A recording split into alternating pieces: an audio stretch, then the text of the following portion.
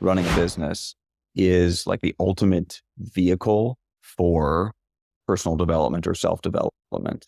Entrepreneurship really is personal development disguised as a business. In order for your business to grow, you have to grow. And so I would not be interested or as interested in personal development if I didn't have this vehicle that it was so interconnected to all the time. We move in the direction of our dominant thoughts.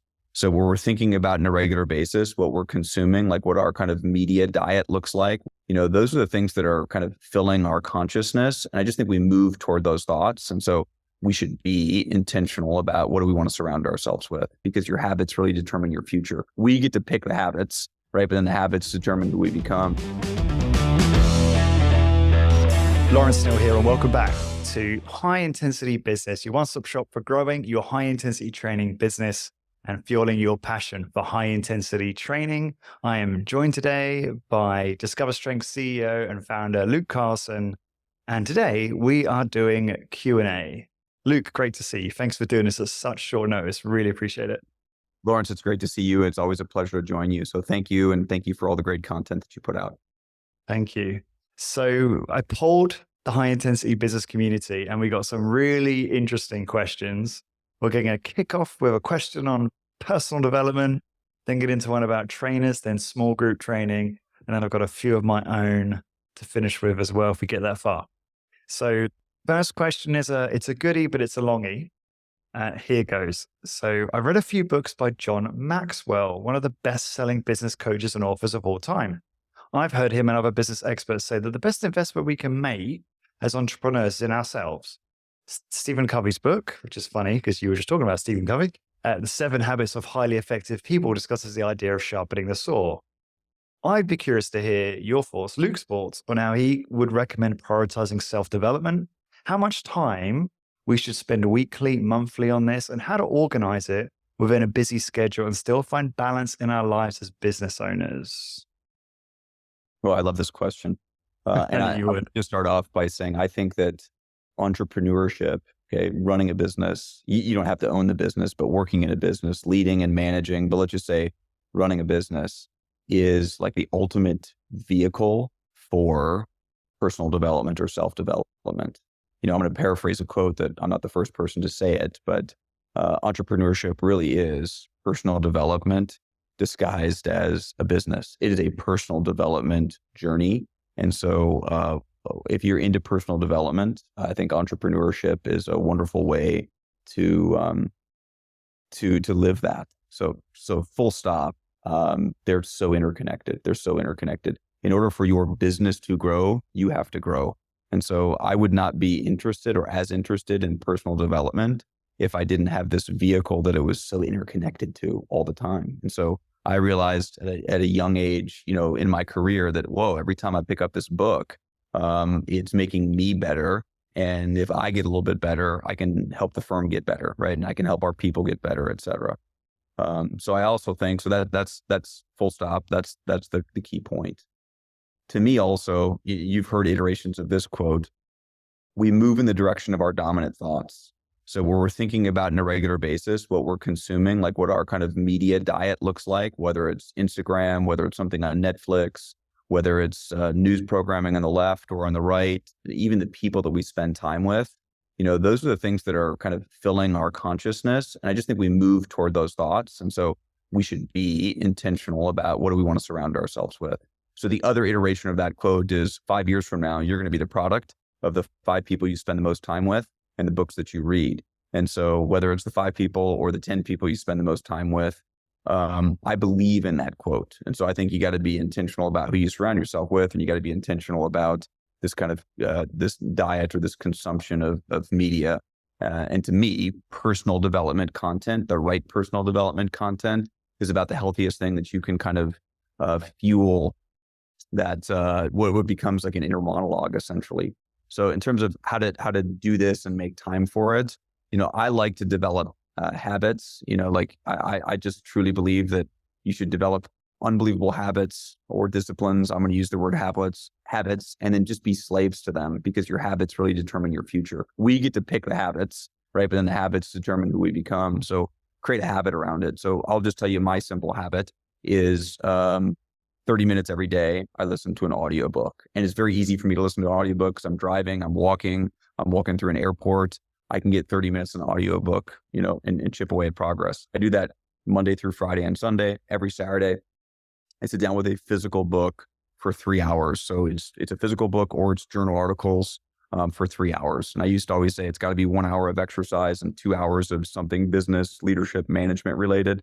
That's generally what it is. But as long as it's 3 hours and I want the physical book and the journal article in front of me. Now, there is probably 2 weeks out of the year that I just can't do that. And I got to go audio because of the way that Saturday just unfolds. It's just impossible, but I still want to get that. And it's possible to get the audio in because I might be walking, I might be driving, et cetera. So that's like my first focus. And then I layer in other guided learning. Like I'm a member of Vistage, which is a peer executive group. I've done it for 10 years. It's you show up once a month and you hear a speaker, and then you're in an executive session with other executives and you talk about your problems and your issues. And it's a wonderful form of personal and professional development.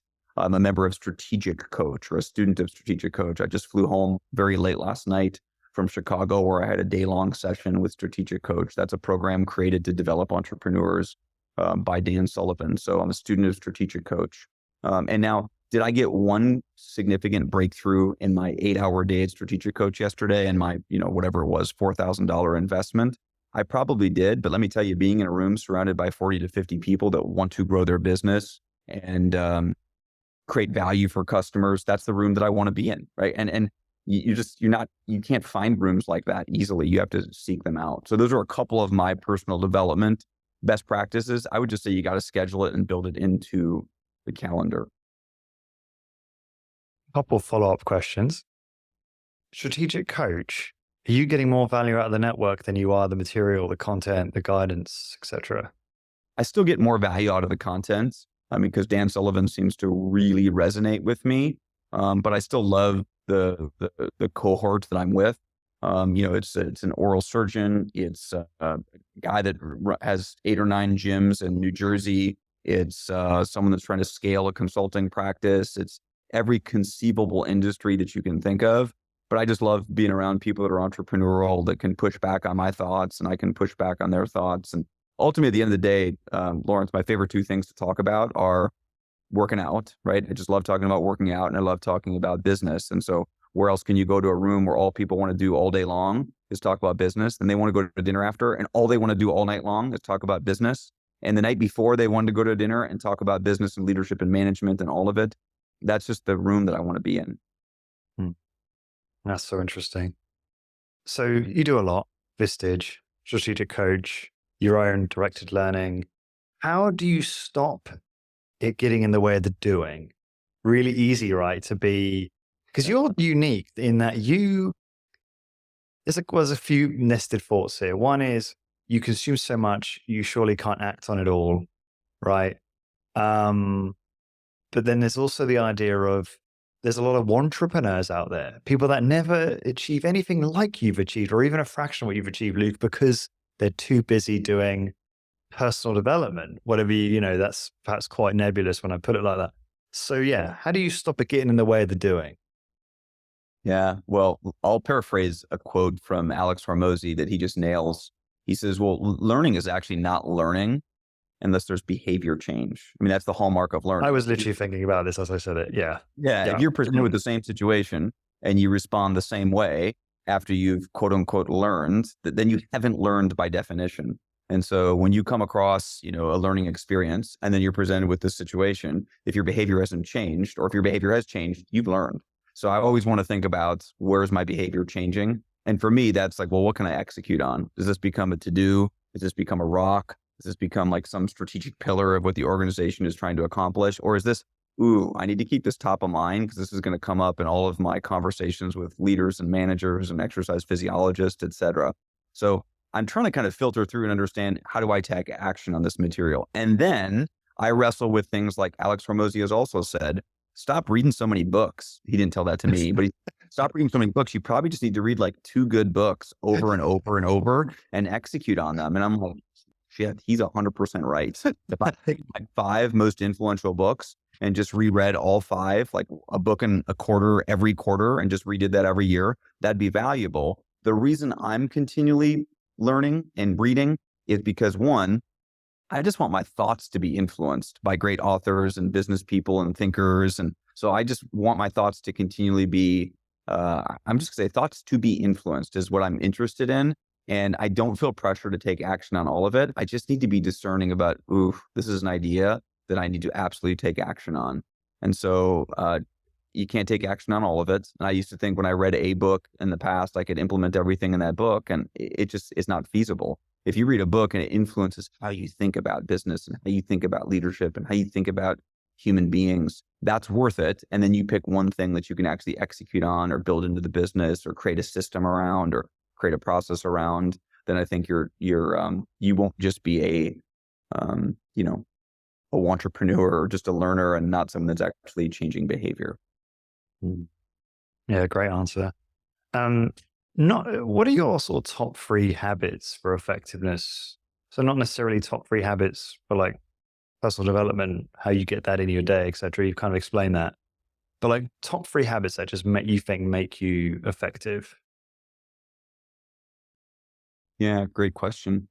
So the first one has to be around the idea. And it's not just an idea, it's a habit of, are you always focused on the constraint?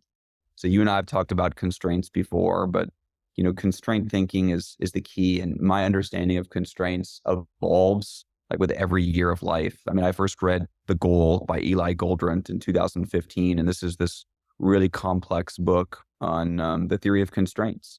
And it's written as fiction. It's written as a fable, so it reads as fiction, but it's a business book written by a physicist, and it's a brutally tough read because it's about like the manufacturing industry, but it introduces theory of constraints. And the idea, I'll fast forward to 2024, great CEOs are just ruthlessly focused on what's the most significant constraint in the business right now. And they pour all of their resources into solving that constraint. And the reality is most entrepreneurs and most leaders and most business owners do not focus on the constraint. Even if they identify the constraint, they do not work on it. They just kind of work on whatever's in front of them. And I've definitely spent plenty hours and days and weeks and months of my life doing just that. So I would say a habit right now for me is just making sure I'm waking up each day with awareness of what the constraint is and making sure I'm either deploying energy and effort toward it or my team is. So that would be number one.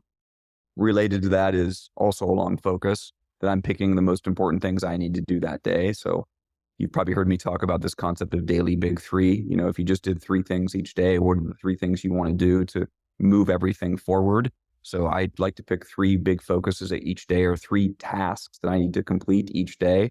And that's when I know that my day is done. I've had a crazy week of travel this week. So Monday and Tuesday, I was in Las Vegas. I took a red-eye flight Tuesday night to St. Louis, gave a talk in St. Louis. So I missed a night of sleep there, flew from St. Louis to Chicago, got to the hotel about 11 p.m., got some good sleep that night, and was in strategic coach all day Friday, flew home, got home at exactly midnight, was up decently early this morning, not really early for a day-long offsite quarterly with my team. And so all of those days are very different. No matter what's packed into each one of those days, I know what the 3 most important things I need to do that day are to keep Discover Strength moving forward. And they change day in and day out, and they change based on how much white space I have in my day, right? One of those big 3 could be, 3 hours doing some deep work on a particular project, or it could be, I need to send this email to a vendor, right? I need to make this phone call, and I need to, it could be something very, very small that takes you 20 minutes. Other days, it's going to take you literally 9 hours. But I like to look at the white space that I have and decide where do I want to deploy that focus. So that would be number 2 is just, I use a big 3 approach, understanding what's the most important things. And then when those things are done, I can kind of be done. And then the question is effectiveness. What's the third thing that makes me effective during the day? Wow. I don't know if I have another habit or best practice on number 3. I would say my best answer for where I'm at is I'm really good at getting things off my plate that I shouldn't be doing. Like I am really good at delegating and elevating. So like I went through an exercise yesterday at Strategic Coach about what's got to come off your plate that somebody else should be doing because they can do it better than you, because it's an energy suck for you. You don't enjoy doing it. And I could not come up with a single thing because I've spent the last, I don't know, at least 10 years taking things off my plate. So I just have the most important things on my plate. And by most important, I mean, they fit who I am and what I'm strong in. And I should spend no time doing the things that I'm just not strong at doing. Of course, I did spend a lot of time doing those things 18 years ago, but now that just doesn't serve the company very well. So my third kind of effectiveness habit is just make sure that I'm taking the things off my plate that shouldn't be on my plate. So for me, I know what my unique ability is. I try to spend as much time that unique ability as possible. And then things that I'm just not good at or don't enjoy doing, I'll have other people do those things. I think that's number 3. Right. Just on your one about constraints, I'd love for you to add some color to that. Can you tell us, because obviously at the start, the constraint is quite obvious for every business, right? More customers, more leads. But as you grow a business, the constraint changes. I don't know if you can answer this, but can you think back to when you were like year 5, year 10, year 15, or just, can you remember when the constraint changed? And can you give us some examples, maybe like 3 or 4 different constraints that you run up against where that is like the single thing you have to solve to move the business forward? Yeah. It's a single thing you have to solve to move the business forward, Lawrence. And it's actually why businesses don't grow, because when the entrepreneur or the founder hits that constraint, their skill set hasn't prepared them to break through that constraint. So that's where the business stops, right? And they can work an 80-hour week and the business is not going to grow at all because they're doing all the same things that they've, got them to that level. And they haven't identified, well, this is the constraint, and they haven't developed the skills or the acumen to break through that constraint. So let me give you an early on constraint. And I've shared this with a lot of high intensity training kind of business operators, that one of the major constraints, maybe the major constraint in high intensity training businesses, is the ability to create a compensation package, work environment, an employment destination to be able to hire and retain a really good personal trainer. That's it. And I can't tell you how much time I've spent with colleagues that say, if I could just hire one good person, if I could just retain one good person, if I just can't find good people, all different iterations of that. If they could figure that out, how do I attract, recruit, hire, retain, compensate, and motivate, engage this person, I can move on to something else, or we could take on more clients, or I could grow the business. So that's the constraint. And I know so many business owners that haven't been able to solve that, working on it for 5 years, 10 years, 15 years. And maybe they actually haven't been working on it, right? They just talk about it, but they haven't worked on it. So that's great. If I can be really candid with you, I'll tell you what our constraint is right now. Yeah. Constraint. So constraints, a lot of the times, not all the time, are similar potential constraints across all different companies and all different industries, right? There's certain value creators in a business, value drivers, that if you haven't figured out this value driver, it is going to be the constraint. So let's pick any business, but this definitely applies to high intensity training businesses, the ability to retain a customer. So sometimes it's stated as churn, sometimes it's attrition, sometimes it's called revenue replacement. In our business model, I'm making this up, we have to find new customers every year because they buy once from us. We sell them one project, we sell them one product, and we got to replace that customer. We got to replace that revenue over and over and over. So there's churn. So if you can't figure that out, how do you replace revenue? That's the constraint, okay? That is not a constraint for us because historically we've always had really good retention. And I want to improve the retention always, but the reality is it is not a constraint. Even if it gets better, it can only get a little bit better because it's really darn good right now. And actually, I think that's the case of a lot of high intensity training businesses, not all of them, but that's not the case in most boutique fitness studios. Most boutique fitness studios, you could argue the constraint is retention. It is taught that on average, a customer will stay at a boutique studio no more than 12 months. I mean, no more than 12 months, and you have to replace your customer every 12 months. They're not sticking around. That's not how high intensity training studios operate. That is not Skylar Tanner's clients. That is not Max Strength's clients. That is not Doug Holland and Doug McGuff and Patty Durrell. These are clients that stick around. So that's a potential constraint. Another constraint would be we can't close people, right? They come in to buy something and we can't close them. Now, this applies to any industry. Like you have a lead, but you can't close them. That's just not our issue. We have no problem closing people. For the last 10 years, we've had no problem closing people. If they come to the door, there's a 70% chance, minimum 70% chance we're going to close them. So could we improve that to 73%? Probably. right? But we're really good at closing, not the constraint, right? But that's a potential for a lot of businesses, right? And you've worked in different sales environments where I have to imagine you could retain. There's no problem retaining. Churn's not an issue based on the contract, right? Based on the retainer. But man, getting them to actually close is really difficult. You got to pour everything into figuring that out. Mm-hmm. All right. So the constraint could be something on show rates, right? They don't actually show up. Okay. I'll just cut to what our constraint is. Our constraint is, and then spoiler alert, you already said this, is leads. Like our whole obsession is leads. Full circle. Yeah. And so in the old days, we opened up a location and it was, 15-minute drive away from one of our other locations, and people had heard about us and they referred friends, and that location filled up. We opened another location and it just filled up, and that location opened and it just filled up, and we grew via referral. And you've heard me say 7,000 times, if you're not delivering a workout experience where someone walks out the door and doesn't tell 3 other people to try that workout, you haven't done your job. That's how we've always grown. Well, we open in a market where there's no Discover Strengths, we got to get the first client and we got to get the second client, and they'll tell somebody. But if we could somehow get 25 clients and have them tell people, it just moves faster. And so we have really poured everything we have the last month, 2 months. And let me tell you, it's all we're going to focus on in Q4 is how do we attract more leads, which I think we have figured out right now from an ad standpoint. And then here's the key. What do we do once we have a lead? If you asked me 3 months ago, I wouldn't have known what to do when we have a lead. I just thought the lead should literally kick down the door and say, I'm here for my introductory workout. Let's go. Yes. I love intensity training, right? That's what I expected and maybe what I was kind of used to. So now we have to understand not just how to drive leads, and then how do we actually get the lead to show up, which is decently, easy. And then obviously we have to close the lead. But in between there, you got to actually call the lead. And so I didn't know how to do that. So we've learned how to do that. And we've learned that if you do it at scale, you can grow. Now, the way to solve most constraints, this methodology, is generally either do more or do it better, right? You don't have to usually do something new. You just do it more or do it better. So with this constraint, our big issue is we got to do more of it. You can't call 10 leads a day. You got to call 100 leads a day. I'm going to have a big goal in Q4. We haven't formalized it yet, but it's going to be, I think, 2,200 leads called every day. And we're going to try to do that. I think we're going to try to do it. I'm making this up on the spot. We haven't formalized it for 90 days in a row. Like that's the kind of volume that we want to get to.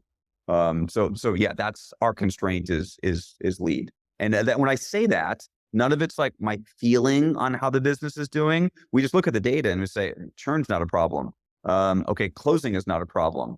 Our actual lifetime value of a customer is off the charts high. Our LTV to CAC, which is Hormozi's, favorite number, lifetime value of a customer relative to how much you spend to get that customer, it's off the charts great. Our biggest issue is, what's the ratio? Can you share? 24-1. Oh my God. That's very good. What's the industry standard? Like 3-1? Yeah, well, he says 3-1 is the standard that you want from a service business. Right. Like you're kicking ass. And he would say in the fitness business, like it's even worse because you're replacing the revenue every year. And I'm not going to do this and be a jerk, but I want to raise my hand and be like, oh, Alex, let me tell you, there's a different way to run a fitness business where people can actually stay. Did you go to his event yet? Yeah. Oh, how was? Can you? Sorry, finish your thought, and then we can. No, that's the thought. He's great. He just respectfully, I think Alex Hormozi is absolutely brilliant. Like I think he's a brilliant business mind.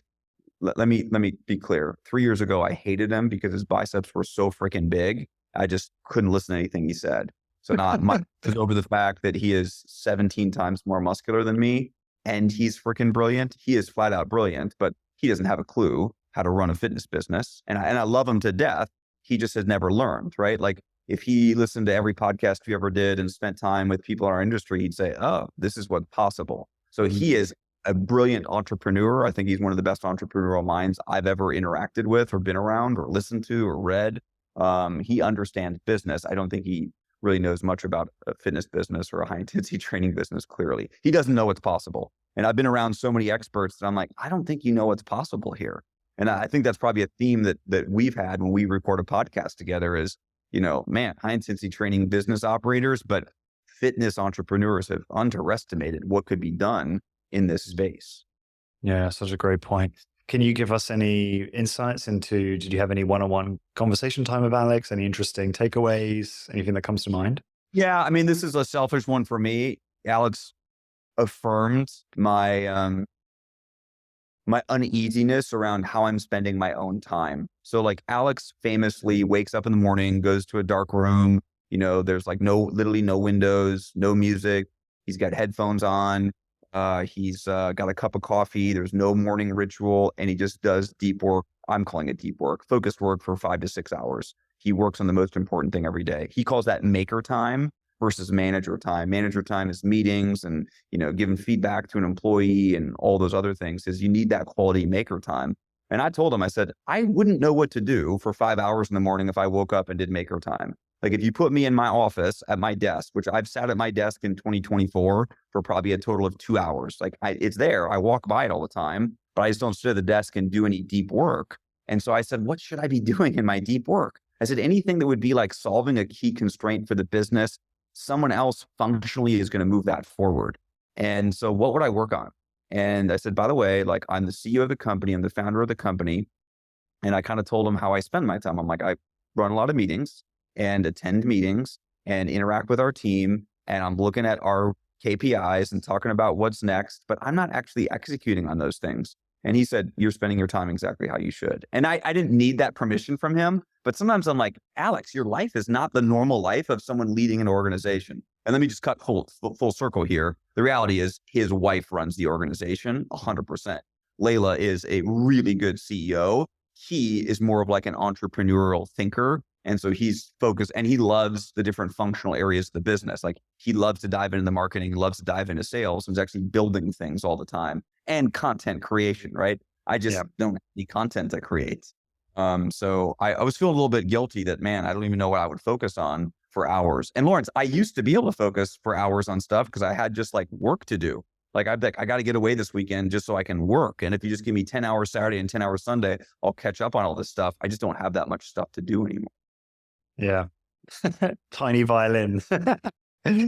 I mean, my day is filled with other stuff. It's just not work. And I was feeling guilty about not doing what he calls maker work, focus work, deep work. Well, if you were writing a book, then you would have that maker work, but that's not 100%. The season of your life, is it? Well, at least not, as far as I know. 100%. And that's what he's doing, right? He's writing his books in that maker time, and his new book's coming out soon, I think. So, very jealous. And, if we make high intensity business super successful, then one day I'll be able to go and meet Alex as well, is the hope. You would love it. It was like your people for sure. Everyone's so excited about being there and great students and excited about applying, and his whole team was great, and he was great, and Layla was great. It was really cool. Yeah. I mean, as I said to you before, I feel just being a part of school, I get so much exposure to him and his thoughts. I feel very fortunate, to be honest. All right. So we're going to break my rule, not my rule, but what I said. And we're going to actually like go over because you've got more time and so we got probably like 20 minutes, right? Something like that. Yeah. Okay, cool. So, trainer question now. Can any client train with any trainer in any facility and get the exact same workout he or she is used to at their usual studio? Yes. And I think our customer would say yes. There's consistency among trainers and across studios. Now, that doesn't mean that a client's not going to have a preference of who they prefer, but Net Promoter Score feedback that we get literally every single day says that I got a remarkably similar experience regardless of where I go. And I would say, does that happen 100% of the time? No, but it happens like 95% of the time. So we would call that experience roulette. Like each studio you go into, depending on the trainer you're in the studio you're in, you're going to get a totally different experience. I would say we have very minimal experience roulette. What do you think are the keys to achieving that? Yeah, let me just comment on this. I actually don't think this is the most important thing relative to some other businesses like McDonald's. They need it, right? Because you're going to McDonald's all over, right? Like, but you're generally not going to go to Discover Strength all over all the time. But like a fast food place, you are going to go everywhere, like, or a quick service restaurant. You need it in some of those experiences. With your workout, most of our clients are going to do in the given year, 80% and 90% of their workouts at one location, and might find themselves, oh, I was on vacation here and I didn't realize you had a location and I got a workout in and it was awesome. So, and then within a given market, we have occasionally a client will say, I'll do the workout that's at the studio closest to my office. When I'm in office, I'll do the workout closest to my home. So there, they even get some consistency within those studios. So how do you do that? You just need good systems and processes. And those systems and processes have to be simple enough where we keep the main thing, and a trainer really knows what to focus on. We want to have systems and processes so that experience is consistent. But what I am acutely aware of is we never want to systemize it to the point where the trainer can't take the science, combine it with the art, and deliver their own application of the science and the art. To me, that is what a world-class master of the craft personal trainer does. And if we make it to, if we put handcuffs on them, they can't do that. And why would you want to work any place that does that? And so great, the client experience is consistent, but the trainer, it doesn't get to actually showcase all their talents. So you want enough system and process, but then say, go freaking run the play with your unique genius, the way you want to apply the art to the science. And I think that's important. And my litmus test for that is, do I feel handcuffed, right?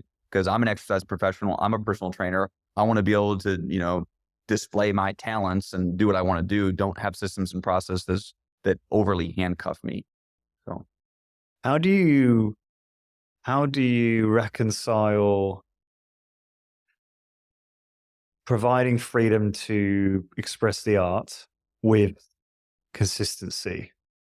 Because that means that surely if that client were to train at different facilities and be exposed to different trainers, they would get almost a very different experience. Not very different, but somewhat different. Yeah. But they would get a very different experience, but everything in that experience would filter up to a key principle. So we have every one of our workouts, we say 6 first principle workouts, right? So first principle thinking is, if you break it down to a component part, what has to be there? We think there's 6 things that have to be there in a DS workout. Now, let's say one of those principles is intensity, right? That has to be there. Well, there's a lot of different ways you can apply the intensity. If intensity meant no matter what, they go to momentary muscle failure and they do 2 assisted reps and they set the weight down, that would create consistency.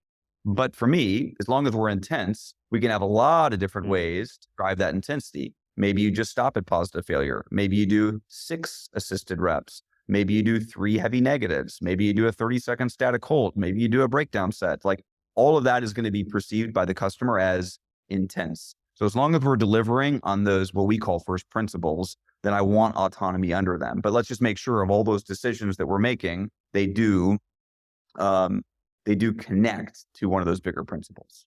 Got it. That makes complete sense to me. Okay. All right. So next question. What are the top 5 things when you look at our colleagues' high intensity training businesses and you look at all their client workouts, what are the top 5 things you would improve? Well, let me say first, I love high intensity training workouts and our high intensity training colleagues. And I've done workouts everywhere. I was just reminded by Facebook that 6 years ago on this date, I was at a perfect workout studio in San Diego doing a workout with some of our team. So I love to train everywhere I possibly can, So I love, different applications of high intensity training. And that's what's really shaped me is, can I train with as many people as possible and think about, what would I keep? What could I learn from this? So the 5 things that I would change would be, in not order of importance, but these 5 for sure would be: number 1, more intensity for sure. So most of the high intensity training workouts I've walked out of, I thought, wow, that could be way, way harder. That was not hard enough at all. So that's number 1. And then I go through the filter of, if my mom just did that, she'd be like, Luke, why didn't they push me hard? Did they think I was old? Why?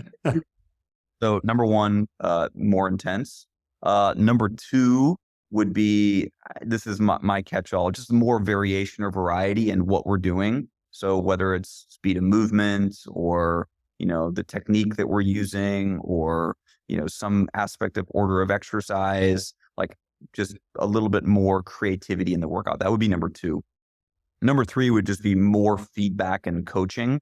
Like sometimes you go through a full workout and only like 10 words were said. So just more feedback and coaching. Now, there's exceptions to this, right? I was in Canada doing a workout and I'm like, wow, the feedback and coaching here is spot on. It's really, really, really good. It's informing like everything that I'm doing. But overall, more feedback and coaching. That would be number 3. Number 4 would be just clarity on like how long the workout lasts. And I want to give a pass to most of our colleagues on this, because maybe it's like, well, Luke's kind of in and it's different. It doesn't matter how long the workout is, but if it's a 30-minute workout, I don't want it to be 22 minutes and I don't want it to be 36 minutes. I want it to be 30 minutes. So maybe that's like a me thing that they just said, well, we had extra time. Let's just take more time. So that's number 4 is, giving me, the full meal deal, whether it's a 15-minute workout or 30-minute workout or hour-long workout. Mm-hmm. And number 5,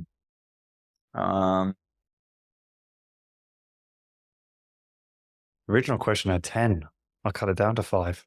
Yeah. What's the 5th thing that I would say would immediately make the workouts better? It's definitely not equipment. Like our colleagues just have really, really good equipment. No, I mean, I would say, I can't even say that because that's not workout. I would say physical environment or the actual studio and the space, cleanliness, things like that. Just like so many high intensity training studios just have random things laying on the floor and pads, extra pads and different apparatus everywhere. It's like, it's not like built for the customer's eyes to see. It's like, this should be backstage, not on stage, but that doesn't actually impact, what I'm actually experiencing in the workout itself. I don't know if I have a good 5th. I think those 4 are significant enough where whatever I came up for the 5th would be a significant drop off.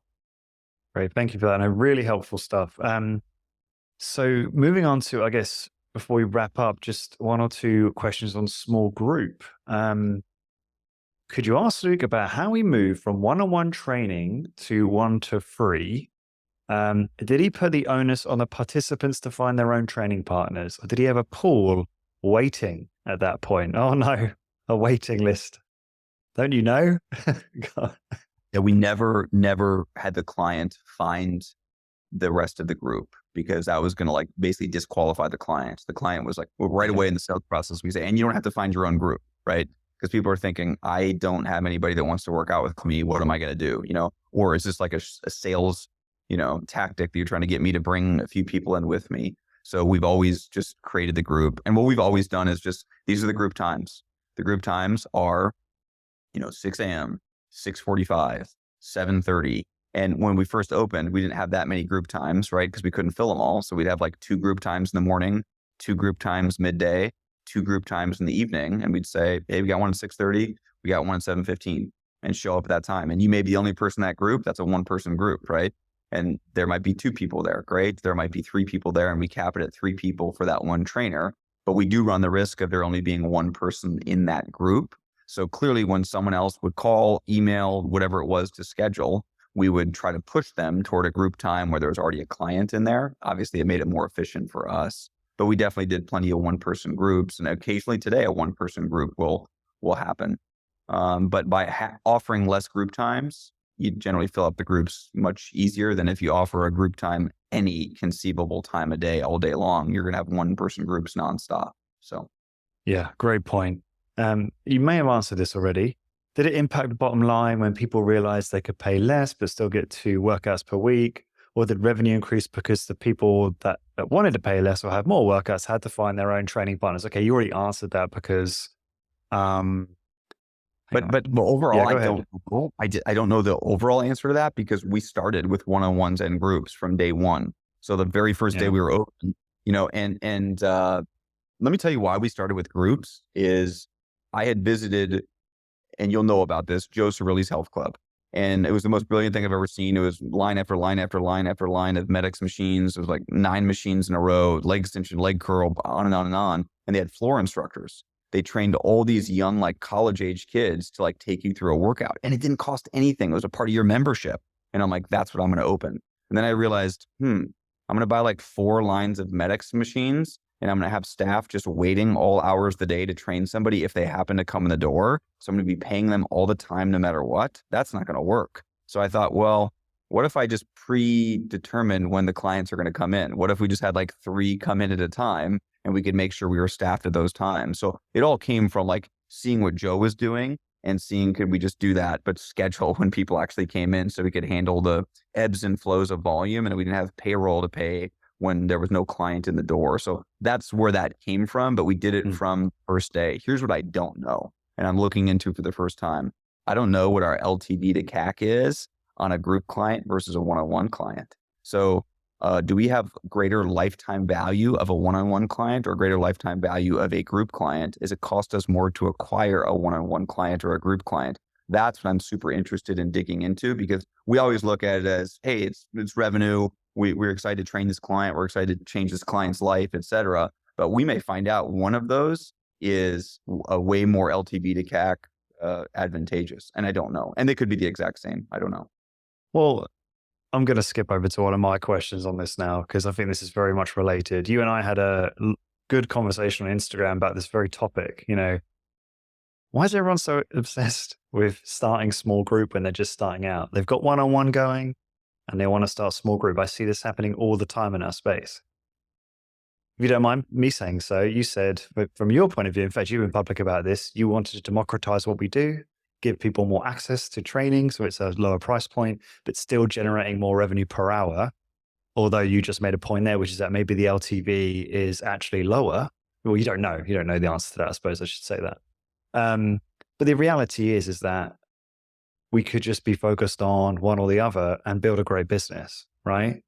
And my fear with a lot of our colleagues is they will introduce small group right at the beginning, which introduces more operational complexity, more marketing complexity at every level, rather than just being completely focused on the one-on-one.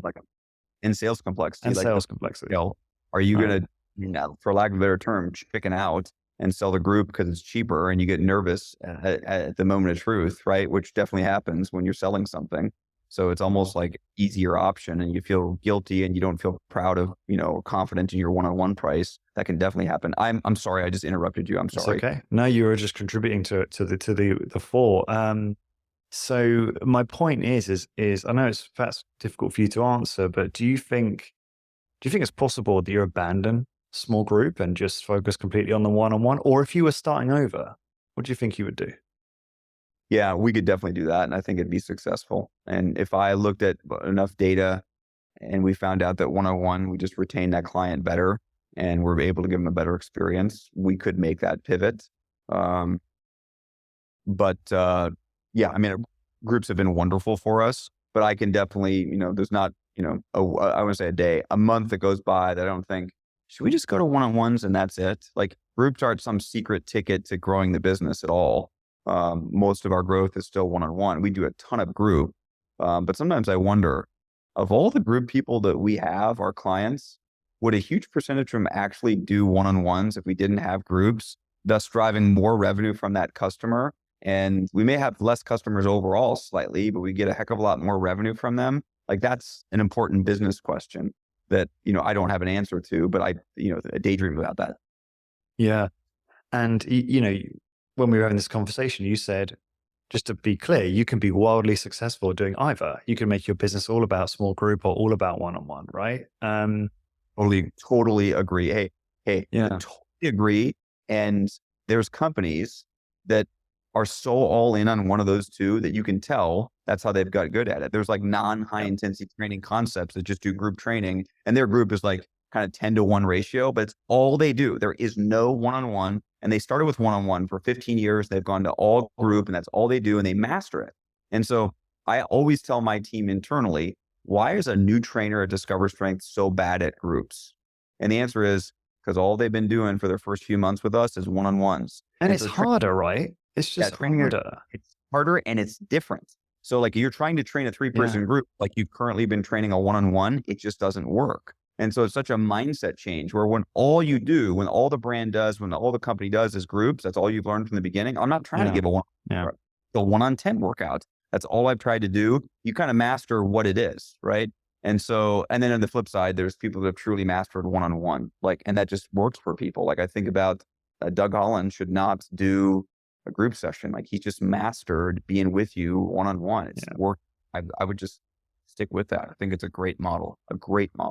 So just taking this point further, Hormozi, which we can't seem to go a podcast without mentioning this man right now, which is fine. He's famous for saying, one service, one avatar, one channel, $1 million business, which I love that simplicity. And I think that gets so often overlooked. Like, I'm in a community where that gets said on like a daily basis, and people it's like it's invisible to people. Hey, I'm on TikTok and I'm doing this marketing tactic over here and I'm doing reach outs. I'm like, dude, it's one channel. What are you doing? One channel. You mentioned it earlier, more and better, just doing more and more, All you do on one channel. Yep. Right. So, and obviously I've talked about this quite passionately about marketing. Like, I think a lot of the smaller, most of the businesses that we serve, single locations, want to build, $1 million business or just below. It's like, hey, one channel that done really consistently, 100 reach outs a day, plus referrals, plus having a great customer experience, it's probably going to get you what you want to get to, or paid ads, as you talked about in a recent mastermind. That aside, so we're talking about this in relation to the offering, right? Small group or one-on-one. Do you think that, it just occurred to me as I was listening to you talk, the operational complexity is the big one, right? Where you're delivering. So many of our colleagues struggle with building that workout experience that generates referrals like you've been able to achieve, right? I hear it over and over again how that's difficult to achieve. And it's like, how much harder is that when you're doing more than one thing, right? So, but I'm going to contradict myself here because sometimes I would say, go ahead. Yeah, go. I think it's really appropriate right now. It is so much harder. And when you do more than one thing, and let me tell you, every time Discover Strength has ever tried to do a third or a fourth or a fifth thing, we suck at it. So let me just mention things that we suck at. So I think we're pretty good at one-on-one workouts. And I think we're pretty good at small group workouts, 3-to-1 ratio. Things that we have tried, that we've spent money on, that we've marketed, that we cannot execute in a way that anybody would ever tell anybody else. Okay, here we go.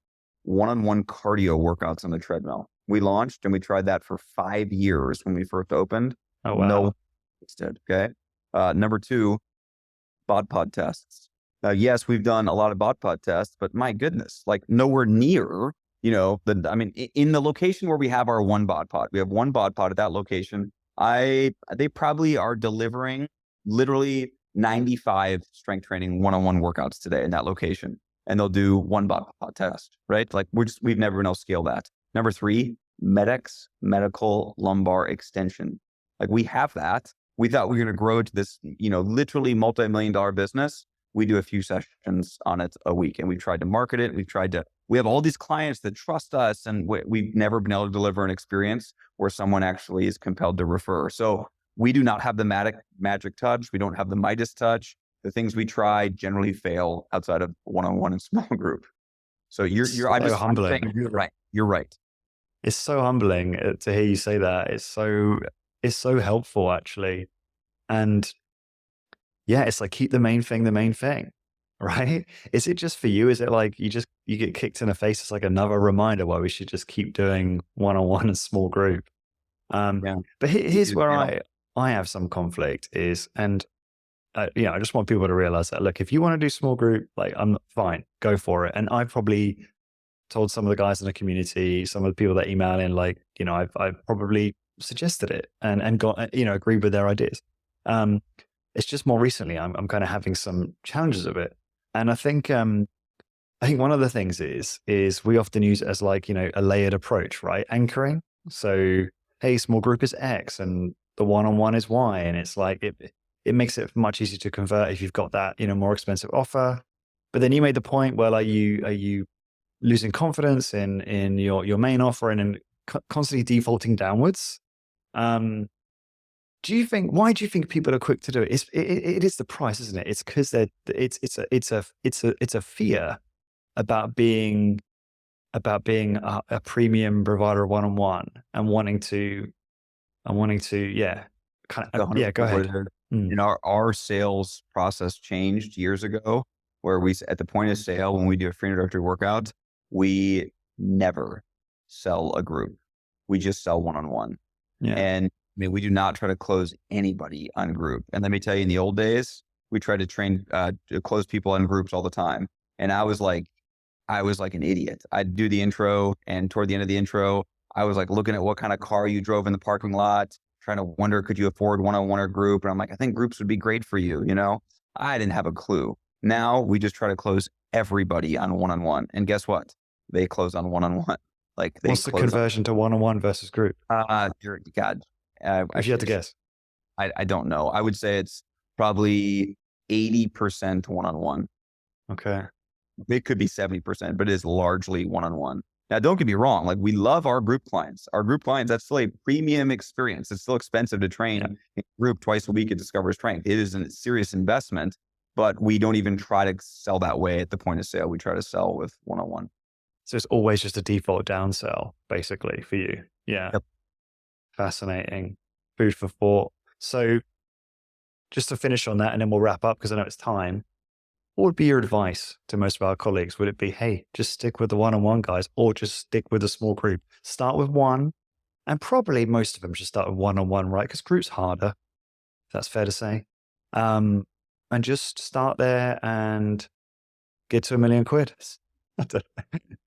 Yeah, my advice would just be this. Do not do group or do one-on-one. Don't add one because you think it's limiting your revenue growth. It is not limiting your revenue growth.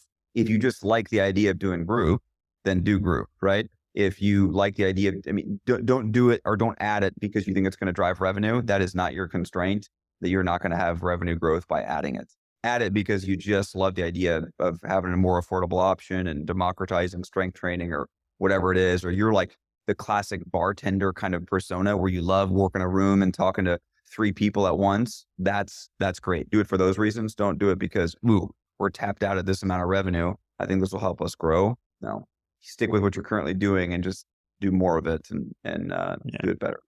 More advertising volume, more reach outs, more whatever it is that you do to get customers, and the rest of the time, customer experience, quality of the workout, right? Yeah. Amen. Awesome. Luke, thank you so much. Do you want to quickly just talk about the Strength Forum coming up this year, and then we'll wrap? Yeah. Thank you, Lawrence. Thanks for giving me the opportunity. So, for years we did a conference that got decently big, resistance exercise conference. We had people from all over. It was like a formal conference. We no longer do that.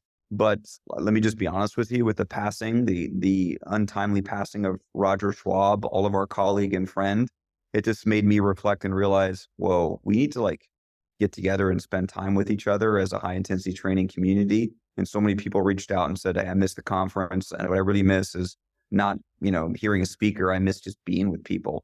And so we're putting on an event called Strength Forum. So Strength Forum is casual. It's small. It's intimate. It's Friday where you go to Jim Flanagan's home gym and you get a workout. You just kind of hang out, talk training, and get a workout in his facility. You just train with some colleagues. It's not a formal thing. We'll do a casual dinner Friday. Saturday is all-day conference in a hotel, but it's we have a couple keynote or big speakers. We have Dr. James Fisher and Dr. L. Darden will speak, but otherwise it's all of your hit colleagues giving a short presentation, sitting on a panel, sharing best practices. It is intentionally 50% learning and 50% just collegiality and being together and sharing stories. And then we'll end with an unbelievable dinner in a big party room at Christner's Steak and Lobster. It's my favorite restaurant on earth. It's the restaurant that Jim Flanagan manages. It's where every original Medics customer was brought to. We're just going to get together and eat a great steak, and people that want to drink wine. For me, I'll have carrot cake instead of wine, but tell stories and kind of learn from each other and just be together. Some of my best relationships are all of our wonderful colleagues. And so I personally think we just need to come together and just kind of be together. And so that's what Strength Forum is going to be this year and going forward. And the reason we want to do it in Orlando is like the genesis of all of this. And so I think it's kind of coming back to the mecca of all of it. I think it's important. What's the dates? Great question. That November 16th and 17th, maybe. It's a Friday, Saturday in November. I'm going to just clarify that. I'm bringing it up too. November 15th and 16th. You got it. November 15th and 16th. Yeah. And how do people sign up or apply?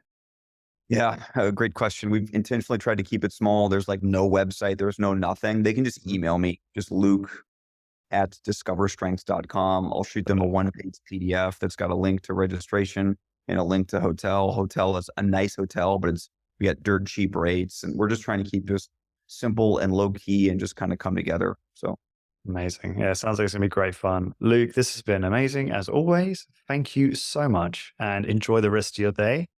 And we'll see you soon, I'm sure. And this is Lawrence with highintensitybusiness.com. Oh, and if you want to learn more about Luke as well, you can go to discoverstrength.com or discoverstrengthfranchise.com. And thanks again for listening. Hope you enjoyed the podcast.